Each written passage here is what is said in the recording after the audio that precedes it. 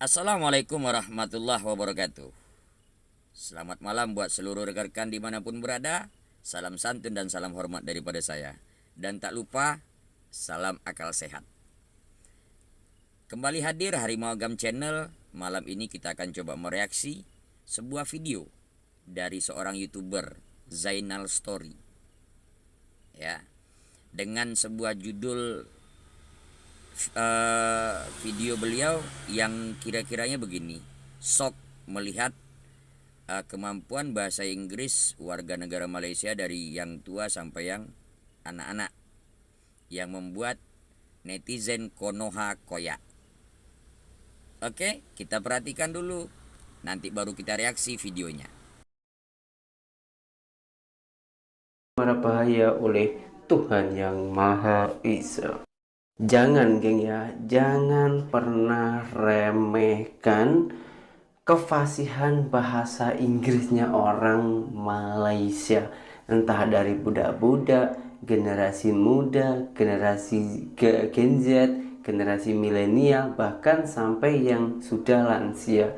Jangan pernah remehkan kefasihan bahasa Inggris orang Malaysia. Kalau korang tak mau ditertawakan oleh orang Malaysia itu sendiri, karena ini ada salah satu netizen Indonesia yang berlagak sok pandai. Lepas tuh langsung dijawab ataupun ditertawakan oleh orang Malaysia. Kak Lobster saja rockser. Saya pun bingung tadi dia orang cakap rockser. Rockser itu apa? Ternyata udang lobster ternyata ya. Dan seorang pemandu ataupun driver ini seharusnya siki-siki itu bolehlah bahasa Inggris ya, karena kita tengok tadi yang diambil itu orang asing. Jadi kalau memakai bahasa daerah ataupun bahasa Indonesia, otomatis orang luar sana itu nggak tahu, nggak paham memakai, itulah sepatutnya harus memakai bahasa Inggris. Kenapa begitu pentingnya bahasa Inggris? Karena bahasa Inggris itu bahasa kedua di seluruh dunia. Yang pertama itu ya bahasa negara kita, yang kedua mesti bahasa Inggris. Semuanya pun boleh. Ini yang sepatutnya ya kita nggak usah sok tahu lah ya, nggak usah sok paham. Jadi kalau nggak tahu, pakai aja Google Translate seperti yang di awal tadi. Nggak usah berlagak sok pandai, nggak usah sok tahu, nggak usah sok jadi pahlawan.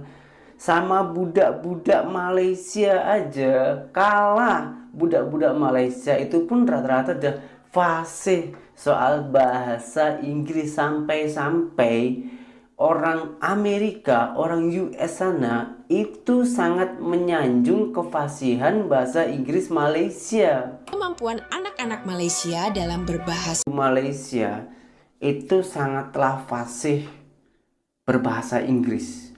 Bahkan orang US, orang Amerika pun mengagumi kefasihan bahasa Inggris. 8 tahun saya di Malaysia, saya mencari tahu kenapa orang-orang Malaysia tak payahlah tengok dari kalangan orang yang kaya ke, yang sedang ke, yang kurang mampu, semuanya rata-rata orang sana itu sangatlah fasih berbahasa Inggris. Saya tak cakap di Indonesia ini tak ramai juga, ada juga yang pandai berbahasa Inggris, tapi rata-rata kalau yang budak-budak di Indonesia fasih berbahasa Inggris itu orang yang kaya-kaya, yang mempunyai pendidikan yang tinggi. Oke, itulah tadi video dari seorang YouTuber Indonesia yang pernah bekerja di Malaysia, katanya lebih kurang 8 tahunan. Yang dia begitu membanggakan warga negara Malaysia yang bisa berbahasa Inggris. Sehingga dia katakan netizen Indonesia koyak. Sedikit saya jelaskan. Bahasa adalah alat komunikasi untuk mencapai suatu tujuan. Bahasa adalah alat interaksi supaya tercapai suatu maksud, sehingga orang bisa tahu apa yang kita sampaikan. Dan jangan pernah lupa, bahasa adalah identitas sebuah negara. setiap negara memiliki bahasa nasional. Malaysia memiliki bahasa nasionalnya adalah bahasa Melayu. Seorang Zainal Story begitu membanggakan warga negara Malaysia yang bisa berbahasa Inggris. Apakah cocok dengan profesor yang ada di Malaysia? Profesor bahasa yang ada di Malaysia. Kita dengarkan pendapat profesor ini. Sayang sekali lah, orang Melayu sendiri pun kelihatan seperti tidak bangga terhadap bahasa mereka, sedangkan bahasa Melayu itu adalah bahasa ibunda mereka, bahasa bangsa mereka, bahasa nenek moyang mereka. Tetapi diperhatikan oleh orang asing, orang Melayu lebih gemar berbahasa Inggeris dan orang bukan Melayu tak boleh berbahasa Melayu. Jadi ini sesuatu yang saya kira parah lah, dan satu isu nasional yang tidak mau dibincangkan oleh ahli-ahli politik, para pemimpin kita, dan kita selalu tolak ke tepi. Dan saya kira ia akan jadi bom jangka, dan kes ataupun kejadian memperbaharui pasport ini saya kira sudah pun meletup kes ini kan. Dan walaupun sudah meletup, tetapi sayang sekali lah, kita, rakyat kita lah, terutama yang bukan Melayu ni, begitu buta hati lah, tak nampak isu yang sebenarnya, iaitu tak patutlah, tak kena lah warga negara tak boleh berbahasa negara. Tetapi diherutnya isu ini, dipersalahkan pegawai immigration itu, dituntut diambil tindakan dan sebagainya, seperti yang pernah diambil terhadap guru dan polis itu kan, yang ditukar jawatannya kepada yang lebih rendah barangkali. Jadi saya kira ini satu isu nasional, bukan ciptaan kerajaan sekarang, sudah lama wujud yang tidak ditangani pun. Barangkali sudah sampai waktunya kerajaan sekarang ada keberanian politik lah untuk menangani masalah ini, iaitu warga negara. Saya kira ramai yang tak boleh berbahasa negara, sesuatu yang tak berlaku di tempat lain. Jadi ya, kita harus berjiwa besar, kita harus mengakui kita ada masalah dalam proses pembentukan negara bangsa, dalam kita melahirkan warga negara itu. Kita ada masalah. Macam mana boleh ada warga negara yang tak boleh berbahasa negara, dan apabila ditegur lawan balik pula tu? Tapi malang sekali, ada orang Melayu yang menyokong kejadian ini, bahawa tak perlu pun seorang warga negara itu mengikut perlembagaan kita fasih dalam bahasa Melayu. Orang Melayu yang membela sehingga mereka merujuk kepada perlembagaan persekutuan memang tidak ada dalam perlembagaan persekutuan kita bahawa seorang warga negara ini harus cekap berbahasa negara. Tidak ada. Jadi orang Melayu memberitahu orang Cina dan orang bukan Melayu tak perlu pun.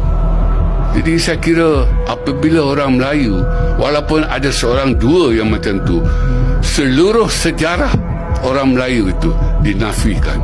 Malang sekali lah dalam kita melahirkan warga negara yang Melayu pun ada yang macam tu.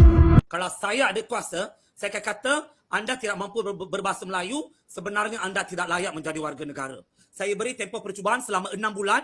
Sila cuba fasih bahasa Melayu. Jika tidak, warga negara anda akan dilucutkan sebenarnya. Bila kata memartabatkan bahasa kebangsaan, bukanlah kita kata jangan bercakap bahasa Inggeris, jangan bercakap bahasa Tamil, jangan bercakap bahasa Cina. Tapi lihatlah kepada kesesuaian. Lihatlah pada konteksnya. Lihatlah pada tempatnya. Itu sangat penting.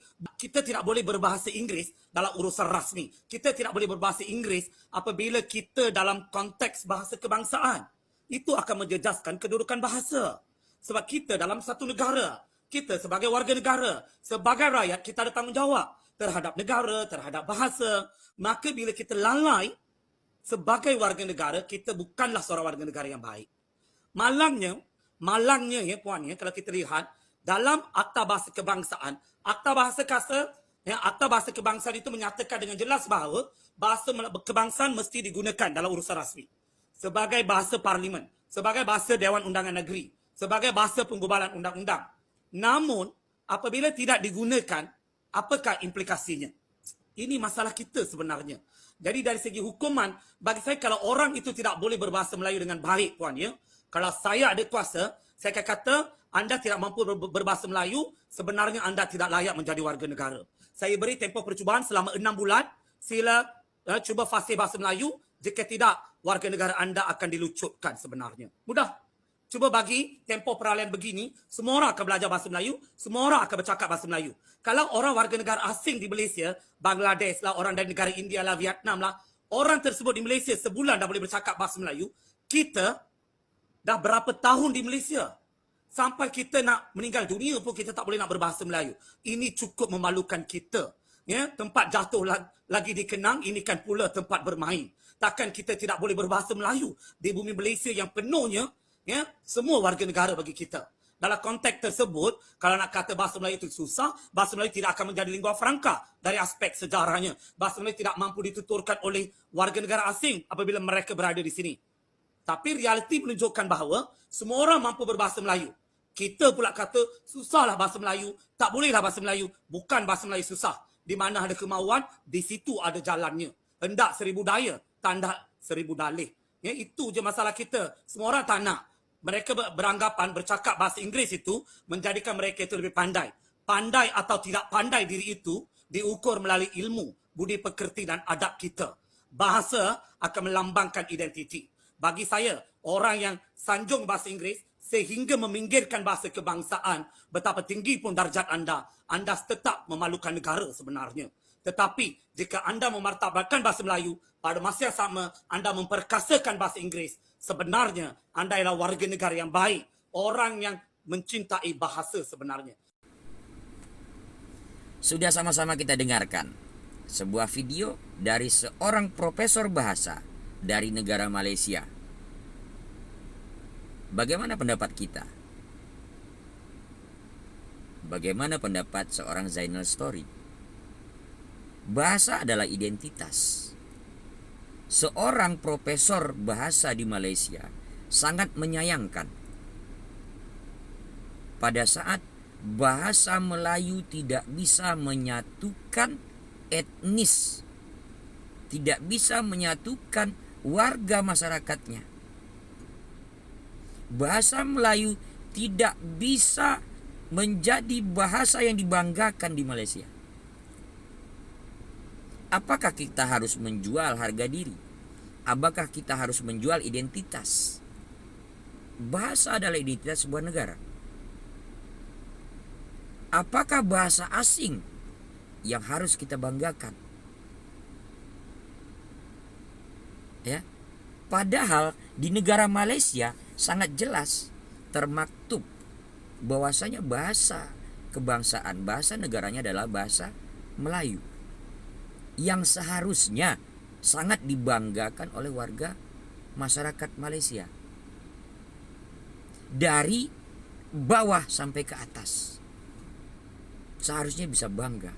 Sekarang kita perhatikan bagaimana di parlemennya sendiri yang lebih menggunakan bahasa Inggris daripada menggunakan bahasa Melayu. Ayo kita saksikan. But of course, we are looking now at transfer of technology from the rest of the world. The world is moving too fast, and we cannot be left behind, and we will not be left behind. Not under our watch, I'm sure. Untuk Rahmat. We are Untuk looking Rahmat. at that. Yes, boleh. Itu cakap dalam bahasa Malaysia. Ya, boleh. Dalam Dewan, please.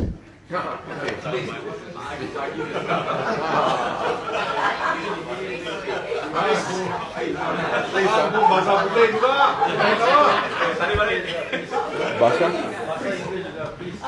Saya apa pun saya cakap, saya mula dengan bahasa Inggeris, bahasa Malaysia. Ha? Cuba faham.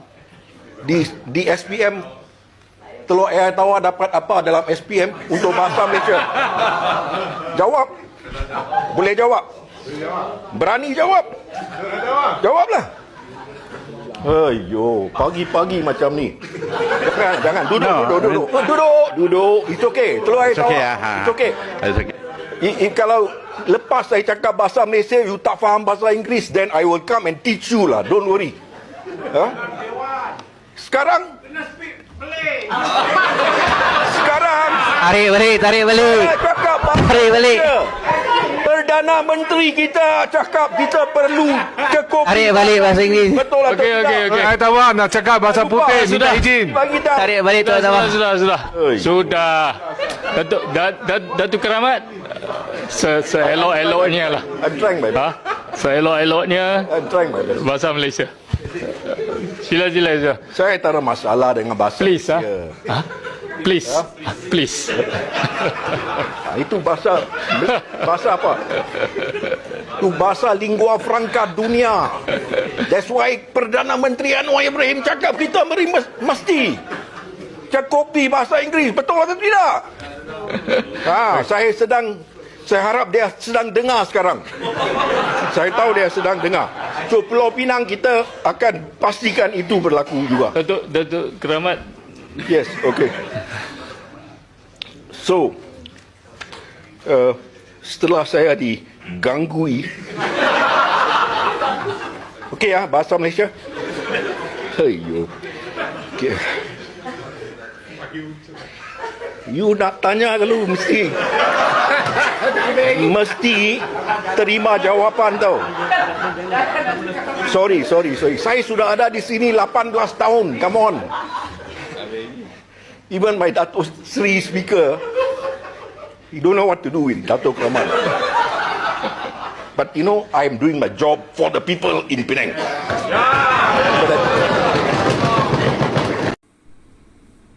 Sudah kita saksikan bersama sebuah video kegiatan formal pemerintahan di dalam sidang ataupun rapat parlemen di Malaysia. Kita bisa saksikan bersama-sama. Di saat bahasa Inggris lebih mendominasi dibandingkan bahasa Melayu. Bahasa Melayu adalah bahasa kebangsaan di dalam negara Malaysia. Tapi kalah pamor. Itu yang disayangkan oleh profesor bahasa dari negara Malaysia. Kenapa bahasa Melayu tidak bangga digunakan oleh warga negara Malaysia? Saya berharap bahasa Melayu di Malaysia bisa berkembang. Bahasa Melayu di Malaysia bisa menjadi sebuah kebanggaan. Sebagaimana seorang profesor bahasa Malaysia bisa membanggakan bahasa Melayu yang menjadi akar daripada bahasa Indonesia bisa menyatukan beratus suku yang ada di negara Indonesia. Untuk Zainal Sori, sebuah kelebihan yang kita anggap sebuah kelebihan belum tentu menjadi sebuah kebaikan. Mungkin di dalam komunikasi bisa menjadi kebanggaan, tapi di dalam identitas sebuah negara, ya, sebuah identitas jangan pernah kita gadaikan. Saya berharap bahasa Melayu Malaysia bisa tegak di negaranya sendiri, bisa tegak, bisa dibanggakan di tanah Melayunya. Oke, jadikan ini bukan hanya sebagai video, jadikan ini adalah sebagai pelecut untuk kita mencintai bahasa negara kita sendiri. Demikian, salam santun dan salam hormat daripada saya, dan tak lupa salam akal sehat.